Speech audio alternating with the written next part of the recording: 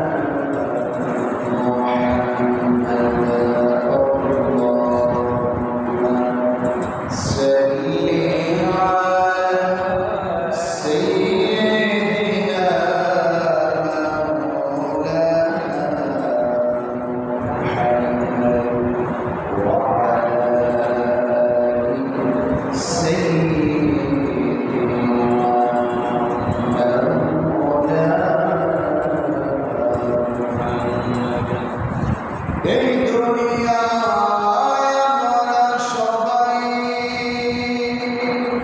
কবর দেশে প্যাসেঞ্জার।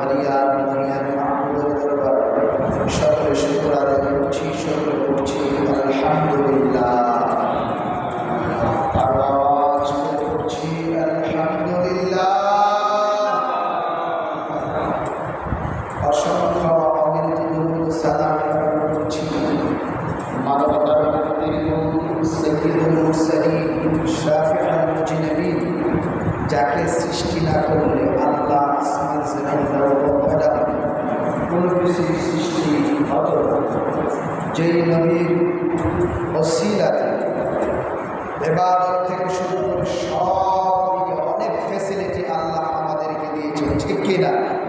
সেই নবীর উপরে সকলে করছি সাল্লাল্লাহু আলাইহি ওয়াসাল্লাম অসংখ্য অগণিত দরুদ সালাম করছি।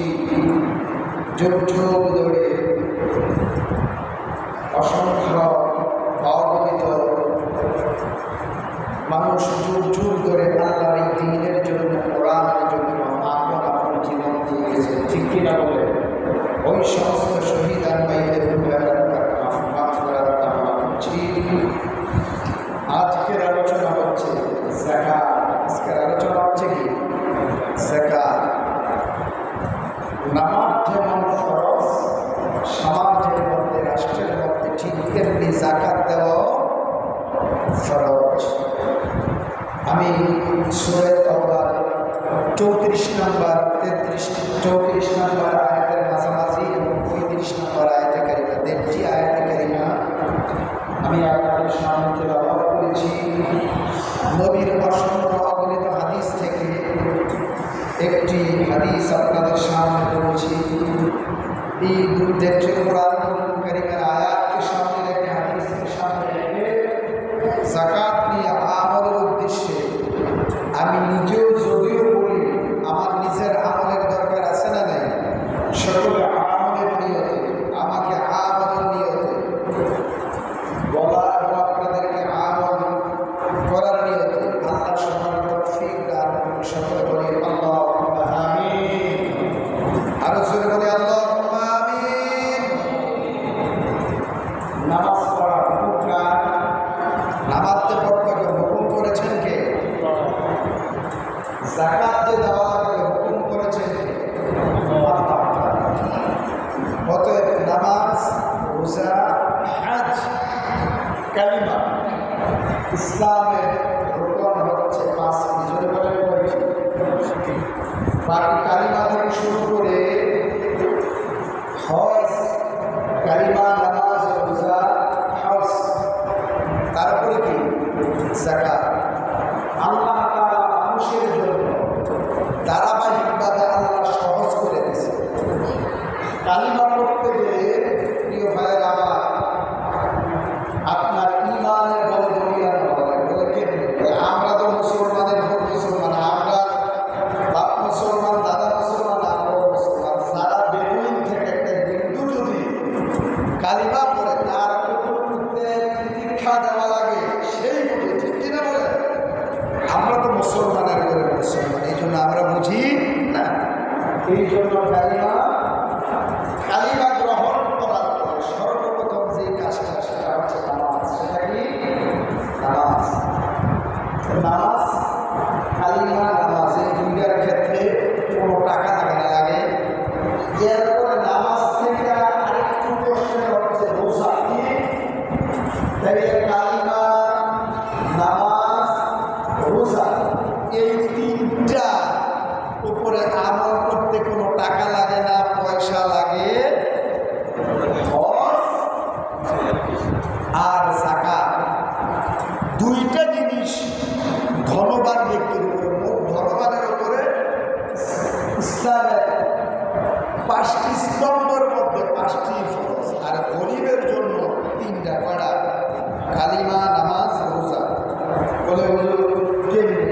টাকা না থাকলে দেওয়া যাকাত ফরজ না ফরজ? টাকা না থাকলে দেওয়া হজ ফরজ। যাকাতের একটা হুকুম আছে, কত টাকা হলে আপনাকে যাকাত দিতে হবে। হজে যাইতে হলে আপনার কিভাবে কিভাবে যাইতে হবে তারও একটা নির্দিষ্ট সীমা আছে, ঠিক কিনা?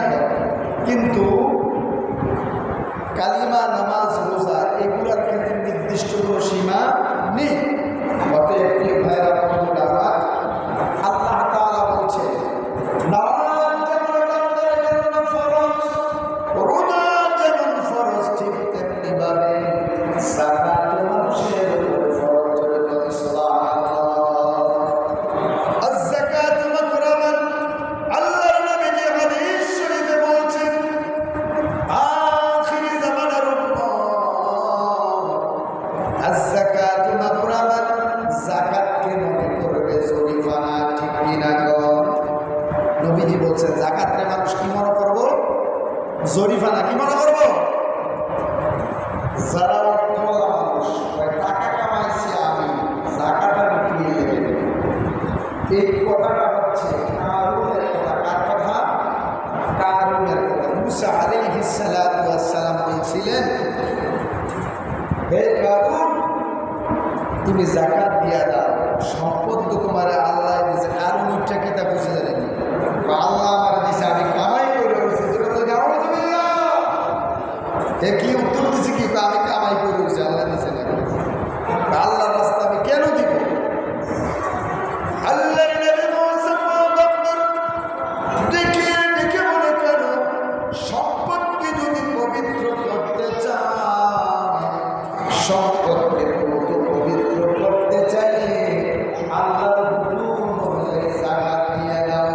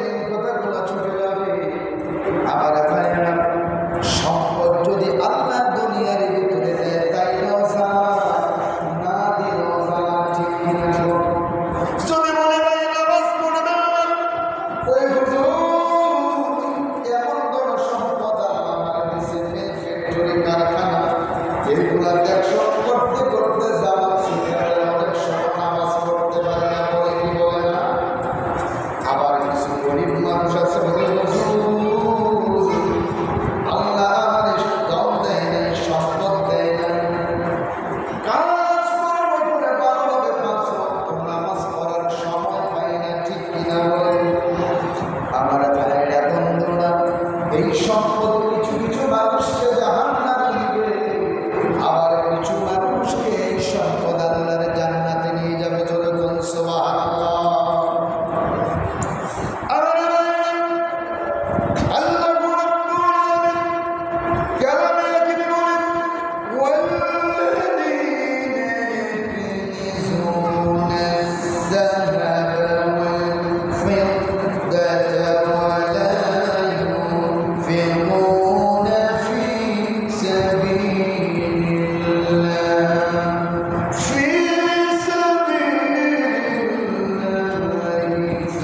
فبشرهم بعذاب أليم. سورة الله أكبر.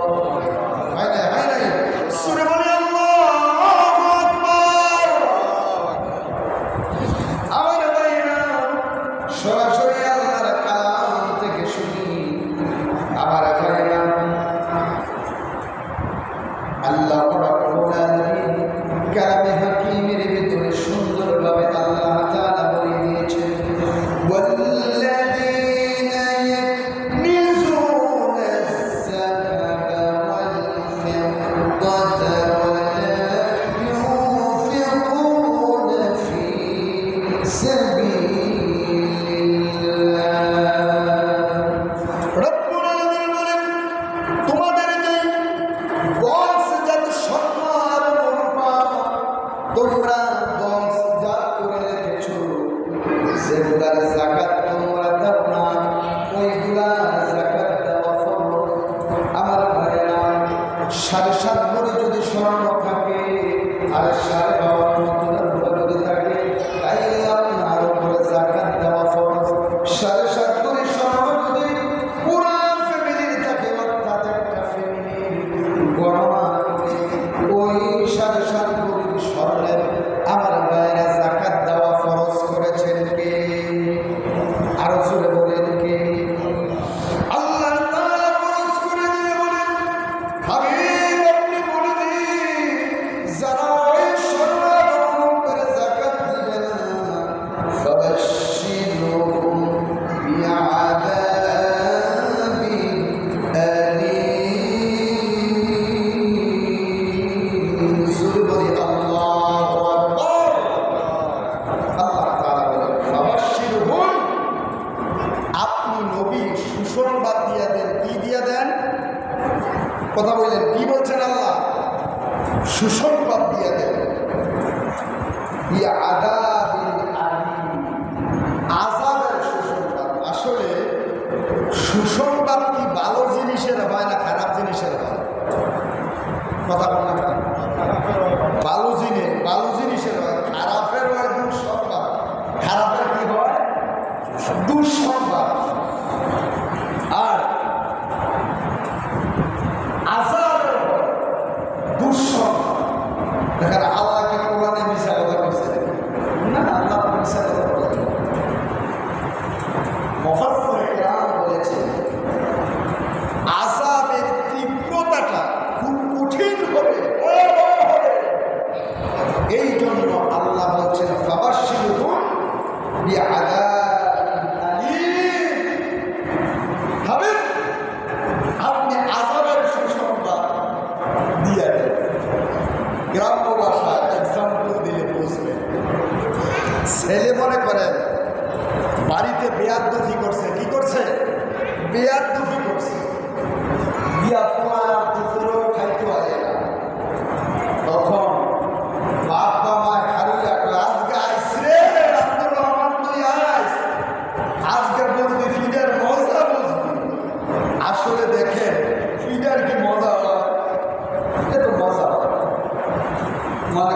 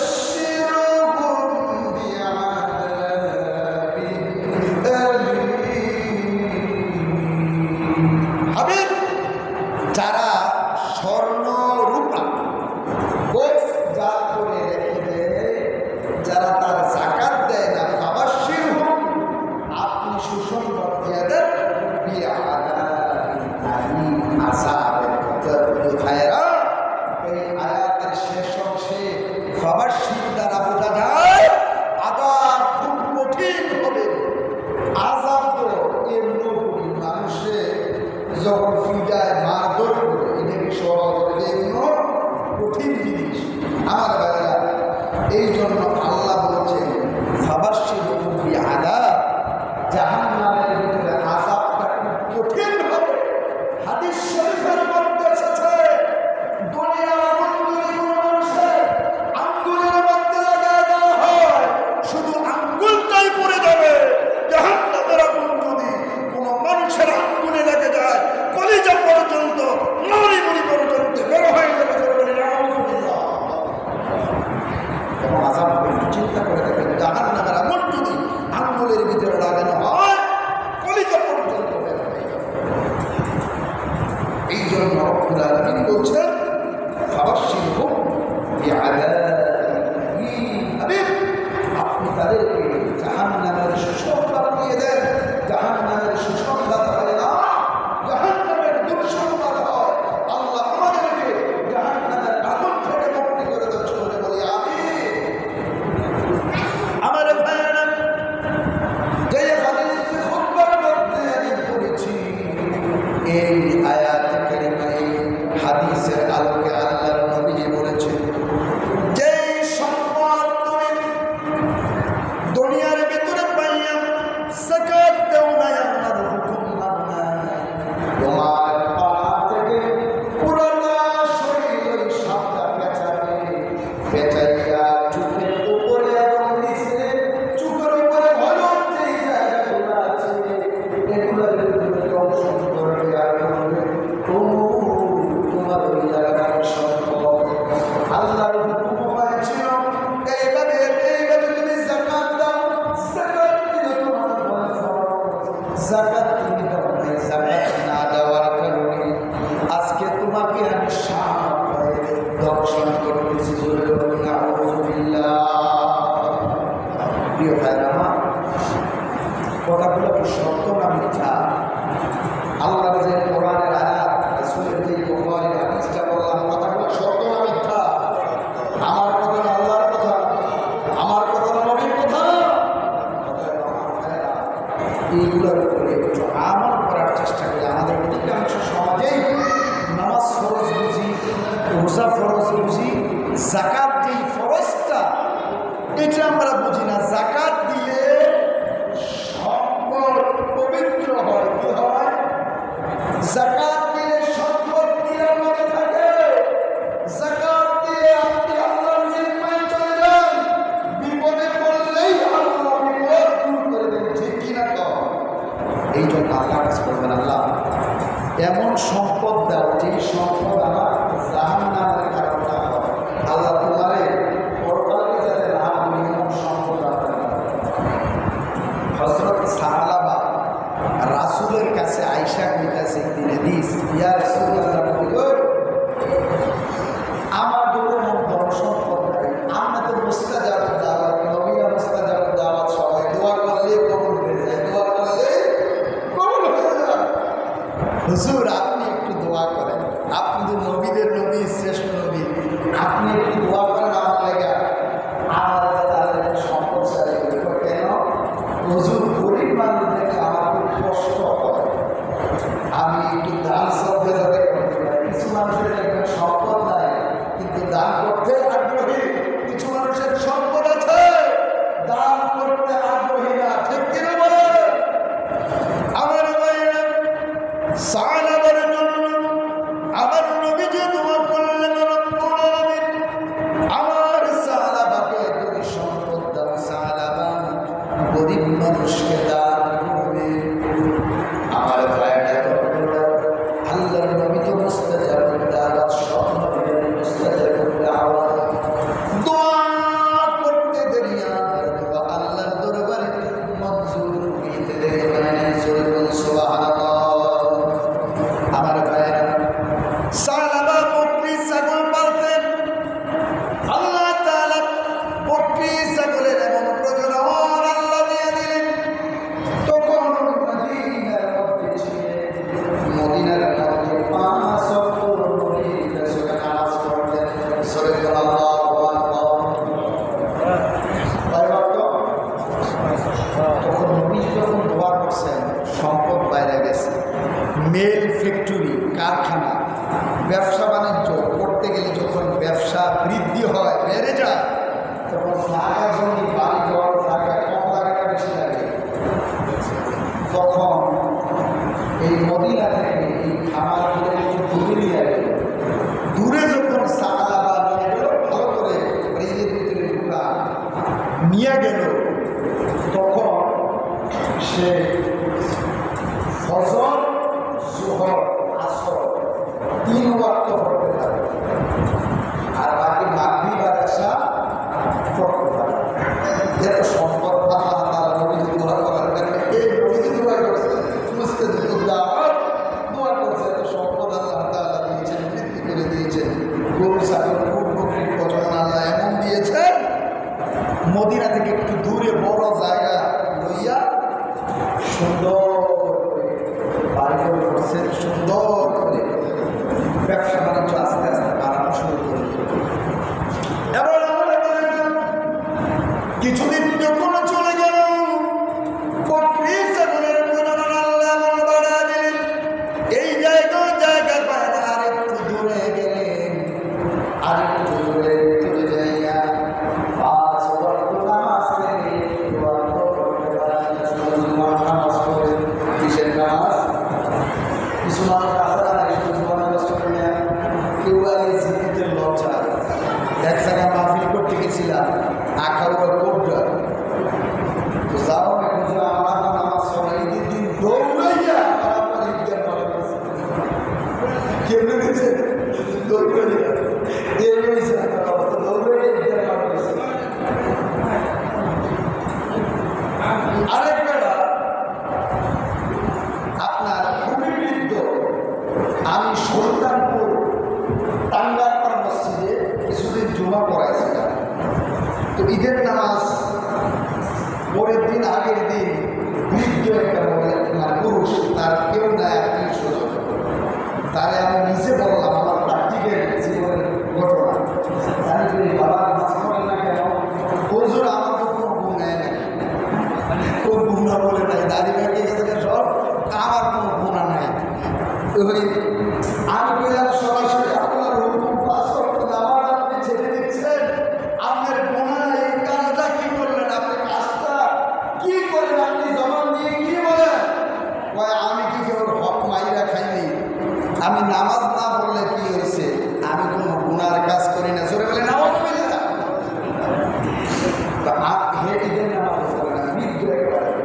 আমি কারোকে শূন্য বলি না, আমি প্র্যাকটিক্যাল সরাসরি আল্লাহ কোরআন ধরে বলছি, সরাসরি এই মহল্লার বলি সুলতানপুর টাঙ্গারপাড়। তখন এই মুরব্বী, তার স্ত্রীও মারা গেছে, নিঃসন্তান, ছেলে মেয়েও নাই, মোটামুটি একা একটা জীবনযাপন করছে। তখন উনি আমাকে বলছে, বাবাটা কে আছে? আমি কি আমার সাথে না সাথে আমি কালকে কিন্তু আমাদের বাড়িতে তোরে আমাদের বৃদ্ধ মানুষ, উনি কি করছে, খুব সবার আগে আগে একদম ঘুরে, আমি আমার ঈদের দিন সকালে একটু জিকির আজকাল করে মেয়ে বাড়ি একটু দোয়া করি, মানুষ আসে সব মসজিদে। তো করার পরে আইয়ে হুজুর আমার বলতে হাতে দেন, তা আমি কি দেবো তো? আপনি বসেন না, ঈদের নামাজ পড়েন, ধীরে ধীরে আমার করা যাইতাম না। বিশ্বাস করেন, ঈদের নামাজ পড়ছে, সব করছে, ফিরে আসলে হুজুর আমাদের নাগর দিবেন দেন। তো আমি কাজ করে না, বাবা আমি নামাজ পড়েন না, আমি কোনদিন মনে করেন আপনারা আল্লাহ নামাজ পড়ে যান, আবার বিয়ের দিয়ে দিতেন না। আমি টেস্ট করতেছি, আমি তো না দিলে আমি এক পর্যায়ে বললাম, আমি তো টাকা দিবই, আমি 50 টাকা রাখছি দেওয়ার জন্য। লাস্ট পর্যায়ে আমি এক পর্যায়ে বললাম যে না, টাকা দিতাম না, জানেননি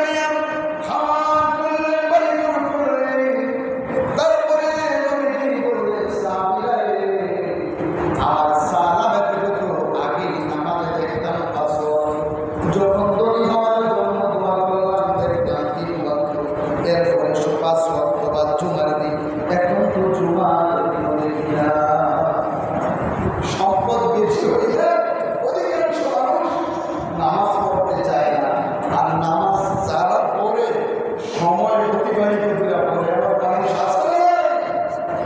এই জন্য প্রিয় ভাইরা বন্ধুরা, যাকাত দিবেন, আপনার সম্পদ আপনি পবিত্র করবেন। যাকাত দিবেন, আল্লাহ তাআলা আপনার সম্পদের জিম্মা নেবেন। জোরে বলুন সুবহানাল্লাহ। আমার নবী একদিন মসজিদে নববীর ভিতরে দাঁড়িয়ে মুয়াজ্জিন একামত শেষ করে দিয়েছেন। আল্লাহু আকবার বলে নিয়ত করবেন। সামনে থেকে দৌড়ে নবীজির কামরায় চলে গেছেন। সাহাবায়ে কেরাম তাকে আছেন, কোনো কিছু বলেন না। আবার আমার ভাইরা নবীজি ঘরের ভিতরে গেলেন। আমার ভাইরা বালিশের নিচে একটি স্বর্ণের টুকরা ছিল। ওই টুকরাটা গরিব মানুষের মধ্যে দান করে দিলেন।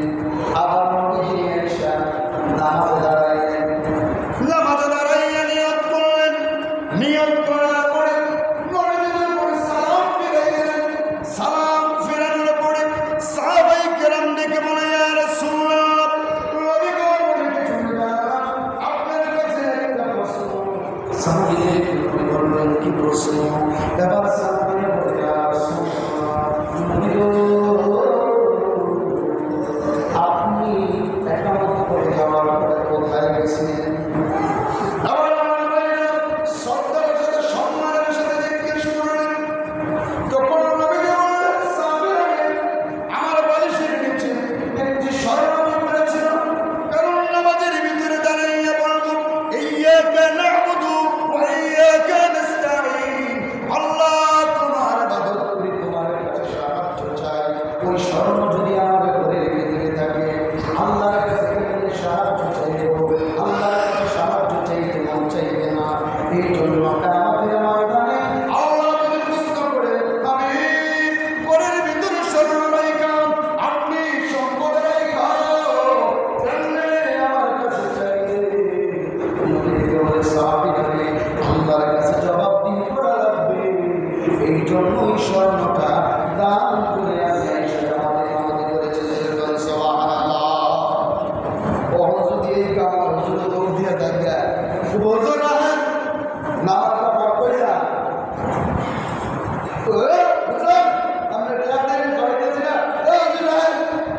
কিছু কিছু মানুষ মনে করে ইমাম মুয়াজ্জিন দাঁড়ালে ইহাকে কি মেরে দিয়েছে, আমরা যেমনি বই এমনি করেন। কিন্তু আল্লাহর কোরআন যেইভাবে বলে, নবীজিদের 1000 বছর আগে যেইভাবে বলেছেন, এইভাবে বলতে হবে। ঠিক কিনা কর? আমরা গোলামি করি আল্লাহ, আমরা গোলামি করি কার? কথা বলেন না, গোলামি করি কার? আল্লাহর গোলামি করি, আল্লাহর গোলাম। আল্লাহর কোরআন থেকে আমাদেরকে কথা বলা লাগবে, নবীজির হাদিস থেকে আমাদেরকে কথা বলা লাগবে, আল্লাহর কোরআন আমাদেরকে বলা লাগবে। আসুন আমার ভাইরা, সম্পদ পবিত্র হয় যাকাত দিলে, সম্পদ বৃদ্ধি পায় যাকাত দিলে। ঠিক কি না? আর আমরা কিছু কিছু মানুষ মনে করি যাকাত দিলে আমার সম্পদ কইবা যায়। বিজা কথা বলে না কেন? সম্পদ কমবে, আসলে কি কমবে? সম্পদ বাড়ে। প্রিয় ভাইরা আমার,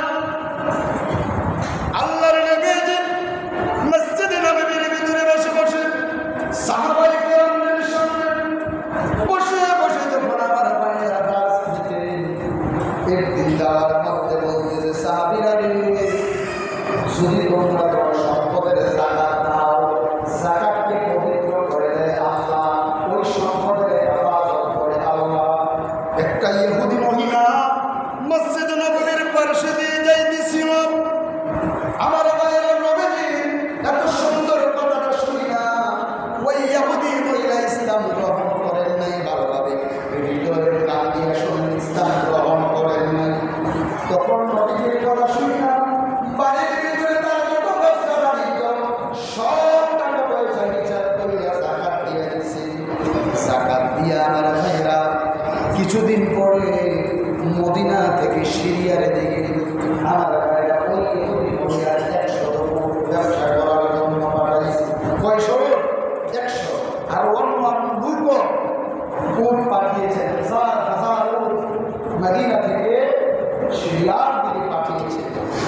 তখন আমার ভাইয়েরা ব্যবসা বাণিজ্য শেষ হয়ে গেল, আবার মদিনার দিকে উটগুলো ফিরবেন।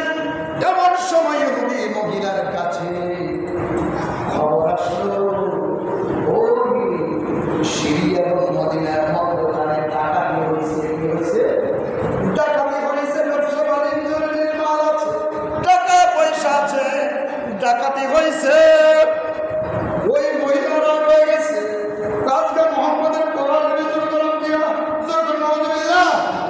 মোহাম্মদ করেছে যাকাত দিলে নাকি তোর সম্পদের হেফাজত করে আল্লাহ আমার 100টা উট যদি আজকে ফিরে আসে, আজকে মোহাম্মদের কলারের ভিতরে ধরবো, মোহাম্মদকে জিজ্ঞেস করবো মোহাম্মদ কেন মিথ্যা কথা বলে। ওই মহিলা এই চিন্তা ভাবনা করতে করতে দেখে বাড়ির চতুর্দিকে উঠে গাড়ির আওয়াজ শোনা যায়। জোরে বলি আল্লাহু আকবার। আরো জোরে বলি আল্লাহু আকবার। এবার আমার ভাইরা ওই ইহুদি মহিলা তার মেনাজারকে ডেকে বলে, মেনাজার শুনলাম মধ্যরাস্তার মধ্যে ডাকাতি করেছে, আমার উটগুলা এত নিরাপদে কেমনে আসলো? এবার আমার ভাইয়েরা মেনাজার ডেকে বলেন,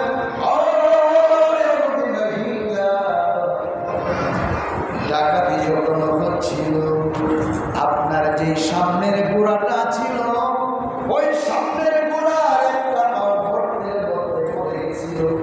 সেই সামনের গোড়ার একটা পাও গর্তের মধ্যে পড়ে গেছে। পড়ে যাওয়ার সঙ্গে সঙ্গে সামনের উটটা বসে গেছে।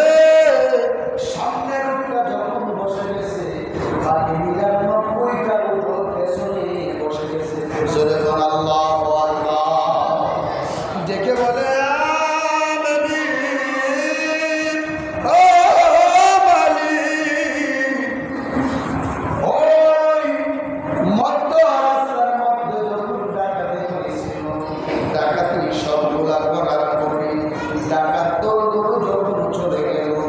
আপনার সামনের গোড়াটা উঠা আস্তে আস্তে করে 99টা গোড়া নিয়ে আপনার বাড়িতে ফিরেছে। জোরে বলুন সুবহানাল্লাহ। তাইলে আমার ভাইরা, যাকাত দিলে সম্পদ যে পবিত্র হয়, এটা সত্য না মিথ্যা? জোরে বলেন সত্য না মিথ্যা? তাইলে যাদের উপরে যাকাত ফরজ, সবাই যাকাত দিবেন তো ইনশাআল্লাহ? সবাই বলছে আল্লাহ যত ওয়াদে করে যাকাত দিতাম না, সবাই যাকাত দিবেন তো ইনশাআল্লাহ? যাকাত যদি দিলে কমতো তাইলে না সমস্যা, যাকাত দিলে যেন সম্পদ বাড়তে আছে, দিলে সমস্যা। দিয়ে দেখেন 1 বছর দিয়ে দেখেন আল্লাহর কথা, নবীজির কথা কখনো মিথ্যা হতে পারে? আবার ইহুদি মহিলা ডেকে ডেকে বলেন, নবীজির কাছে চলে গিয়ে ডেকে ডেকে বলে, ইয়া রাসূলুল্লাহ, আপনি যে আল্লাহর পাঠানো পয়গম্বর, তাতে কোনো সন্দেহ নাই। এই মুহূর্তে আমাকে ইমানের কালিমা পড়ায় দেন, লা ইলাহা ইল্লাল্লাহু মুহাম্মাদুর রাসূলুল্লাহ। সকলে সাল্লাল্লাহু আলাইহি ওয়াসাল্লাম। ইহুদি মহিলা কালিমা পড়ে মুসলমান হয়ে গেলেন। জোরে বলুন সুবহানাল্লাহ। প্রিয় ভাইরা, এই জন্য যাকাত দেওয়া ফরজ করেছেন কে? জোরে বলেন, ফরজ করেছেন কে? আল্লাহর হুকুম মানা ফরজ। আল্লাহর হুকুম আমাদেরকে মানা রাখবে। প্রিয় ভাইরা, মাহফিলের কথা হবে, এই জন্য সকাল সকালে ছেড়ে দিতে হবে। 15 বাজ্য গেছে, আর 2 মিনিট আছে। তো কথাগুলো কিন্তু যাকাত সম্পর্কে খুবই গুরুত্বপূর্ণ, যেগুলো সময়ের অভাবে বলা যাচ্ছে না। তো সেই 2 নাম্বার আয়াতটা আমি তেলাওয়াত করেছিলাম, এই আয়াতটা শেষ করে ইনশাআল্লাহ আলোচনার ইতি টানব।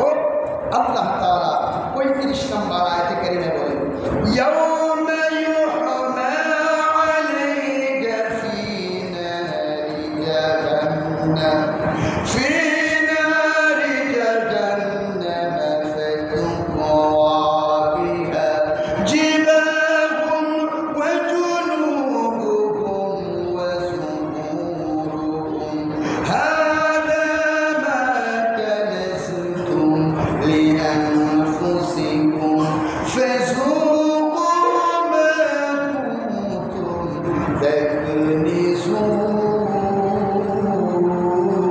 জোরে বলি আল্লাহু আকবার, আর জোরে বলি আল্লাহু আকবার। আমার ভাইরা বন্ধুরা, আল্লাহ রব্বুল আলামিন বলেন, যারা যারা সম্পদ আমার ভাইরা রেখে দিয়েছেন, এই সম্পদের যাকাত দেয় নাই, ইয়াউমা ইউহমা আলাইকা ফী নারি জাহান্নাম, জাহান্নামের আগুনকে উত্তপ্ত করা হবে। উত্তপ্ত করে বিহা জিবাহুম, ওই সম্পদগুলোকে জাহান্নামের আগুন দ্বারা উত্তপ্ত করিয়া, এই যে নরম গাল দেখা যায়, ওই গালের ভিতরে গরম করে লাগিয়ে দিবেন। জোরে করুন নাউযুবিল্লাহ।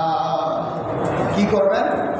যেই গাল একেবারে নরম জিনিস, এই গালের ভিতরে আল্লাহ তাআলা বলেন ফাতুকুয়া বিহা জিবাহুম, আল্লাহ এই গালের ভিতরে গরম করে সম্পদগুলো লাগাই দেব। কি কইরা? এটা আমার কথা না, আল্লাহর কথা? আল্লাহর কথা। এই সূরা তাওবার 34-35 নম্বর আয়াতে কারিমা একটু পড়া বাড়িতে দিয়ে সবগুলো তো সময় অভাবে আসলে বলা যায় না। প্রিয় ভাইয়ের আমার, আল্লাহ তাআলা বলেন ওয়া জুনুবুকুম, এবং আপনার শরীরের ভিতরে লাগায় দেওয়া হবে। শুধু গালের ভিতরে নয়, শরীরের ভিতরে লাগায় দেওয়া হবে। এরপরে আল্লাহ বলেন শুধু গাল নয়, শরীর নয়, ওয়া যুহুরুকুম, এবং পিঠের ভিতরে লাগায় দেওয়া হবে। কোথায়? পিঠের ভিতরে, গালের ভিতরে। আমার ভাইয়েরা, শরীরের ভিতরে, পিঠের ভিতরে সম্পদগুলো লাগায় দিবেন। লাগায় আমার ভাইয়েরা, আল্লাহ বলেন নবীজি আপনি বলে দিন, আল্লাহ তাআলা লাগায় বলবেন হাযা মা কানাসতুম লিআনফুসিকুম ফাযুকু মা কুনতুম তাকনিজুন। জোরে বলি আল্লাহু আকবার। লাগায় বলবেন সম্পদের যাকাত দাও, এখন মজা বুঝো, স্বাদ উপভোগ করো। আমার ভাইরা, কঠিন হবে জাহান্নামের শাস্তিটা, কোন কঠিন হবে, খুব ভয়াবহ হবে। এই জন্য রব্বুল আলামিন আযাবের দুঃসংবাদ না বইলা আগের আয়াতে সুসংবাদ বলছেন। ঠিক না বেঠি? আমার ভাইয়েরা, বন্ধুরা, আসুন আল্লাহ রব্বুল আলামিন বলছেন যে ওয়াল্লাযীনা ইয়াকতুনা আস-সাহাবা ওয়াল-ফিদ্দাত ওয়া লা ইউনফিকুনা ফী সাবিলিল্লাহ ফাবাশশিরহুম বিআযাবিন আলীম। যারা স্বর্ণ রূপা আমার ভাইয়েরা বক্সিয়াত করে রাখে, যাকাত দেয় না, ফাবাশশিরহুম বিআযাবিন আলীম, আমি আপনি এই আযাবের সুসংবাদ দিয়ে দেন। এরপরে আল্লাহ তাআলা বলছেন ইয়াউমা ইউহমা আলাইহা ফী নারি জাহান্নাম ফাতুকওয়া বিহা ওয়া জিবাহুম ওয়া জুনুবুহুম ওয়া যুহুরুহুম হাযা মা কানাসতুম লিআনফুসিকুম ফাযুকু মা কুনতুম তাকনিজুন। যারা সম্পদ থাকার পরে যাকাত দেয় না, ওই সম্পদগুলো গ্রহণ করে গালে, শরীরে, পিঠে লাগায় দিবে, আর বুঝবে এই সম্পদের মজা বুঝো, সম্পদের মজা গ্রহণ করো, ওই দিন আফসোস করো, কাজে আসবে না। তাই আমার ভাইয়েরা, বর্তমান সময়ে যাকাত মিনিমাম 70 থেকে 80,000 টাকা বা 90,000 টাকার সম্পদ যদি থাকে, আপনার এটা যদি 1 বছর স্থায়ী থাকে, আপনার যাকাত দেওয়া ফরজ। যাকাতের বিস্তারিত সময় বলা যাচ্ছে না। ভাইয়া, আমার অনেক কথাই বলে ফেলছি। যাকাত